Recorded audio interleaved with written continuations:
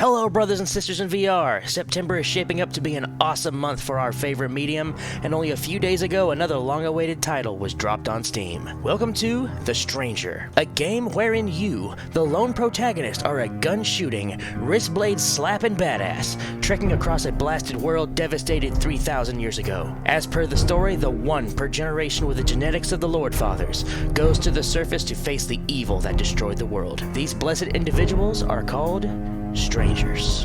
Enough backstory. Is the game good or not, and should you buy it? To begin, this game resurfaces a long dormant feeling, one I have not felt in a long time. The ease of movement, no need to reload, waves of enemies. Wait a minute, this is Doom.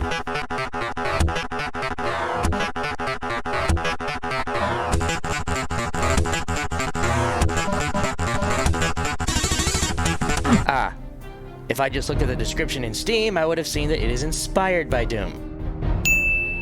Being that Doom is one of my favorite games of all time, let's get into this. The parallels lie in the fact that you are a lone badass fighting hordes of enemies, and you don't have to reload your guns. To a badass soundtrack that feels as though in an alternate timeline the Trans-Siberian Orchestra was started by Beethoven. In the midst of a glorious, savagely beautiful landscape, full of towering, decaying buildings and unfamiliar architecture. The boys over at Reality Art Studio, winners of the Epic Games Mega Grant, have definitely put the money to good use.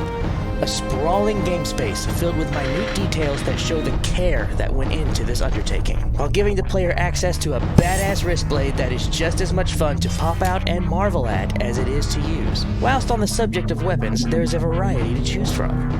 Your standard blaster, a submachine gun, a shotgun, my personal favorite, a flak cannon, I miss you Unreal Tournament, and a rocket launcher. All upgradable and capable of dealing massive damage, either DPS or all at once, while giving you the speed and maneuverability to take full advantage of them whilst dodging enemy fire, of which there is a lot. Though I do enjoy the shout out to the game that made shooters great. An honest review of any game means that you need to also observe and note the shortcomings. So now, the uncomfortable part. The enemies, while having a good deal of variety, feel spammy. It kinda takes me out of the game when they materialize in front of me. I personally would rather have them meandering around when I come around the corner than have them charge me while pulling their existence from the ether, and then after killing them, the exact same type and number of bad guys appear where the last one stood, sometimes 3 times over. Okay, we have addressed the baddies, now to take a look at the way we deal with them. To be perfectly honest, the weapons themselves feel like water hoses with no recoil. I get the satisfaction of mowing down enemies with a steady stream of bullets/laser beams, and I enjoy it. I do, however, feel that the game could do with some recoil diverting your shots to give the game a little more challenge and skill ceiling, rather than being able to dump every shot into the exact same spot simply by possessing a steady wrist. Due to the insane level of maneuverability, which is the general running coupled with VR teleportation, I almost feel bad for the enemy horde. They just can't keep up. This could be a design choice meant to make the player feel in general like a badass, and if so, then good job. Otherwise, I'm not sure I want to be the hot knife passing through evil butter. Plus, your energy weapons have unlimited ammo definitely takes the challenge away. In order for there to be some balance, you need to have limited ammo so the player has at least some fear of running out and what to do when that happens.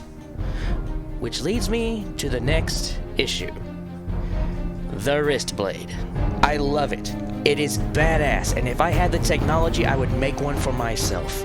It is so well done, and I feel like every blade-wielding SOB in anime and action movies when I whip it out. But why would I ever resort to it when it deals very little damage, I have unlimited ammunition, and the maneuverability of freaking Nightcrawler to ensure that no baddies ever get close to me?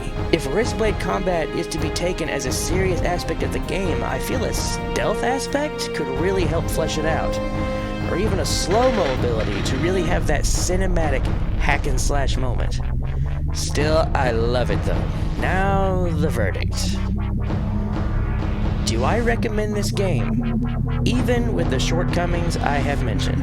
Yes, but with an explanation. This game gives me the same feels as old Doom did. Very few games have done that for me. I enjoy feeling like the ultimate badass, I know many others do too. But the main reason I recommend it is because I can turn my brain off playing it. The goal is simple. Go to place, shoot bad guy, rinse, lather, repeat. The enemies scale in difficulty, as does any game worth its salt. But the blessed simplicity of shoot the bad mans, go to next area to shoot the bad mans can't be beat, especially not for $8.99. If you got the cash laying around, give it a whirl. It's not a bad game at all. And remember, support your indie dev community. They are the only ones keeping VR alive right now, and for blazing these trails, they deserve our respect. Thanks for watching, guys. Like, comment, and subscribe for more, and as always, I will see you in the next one.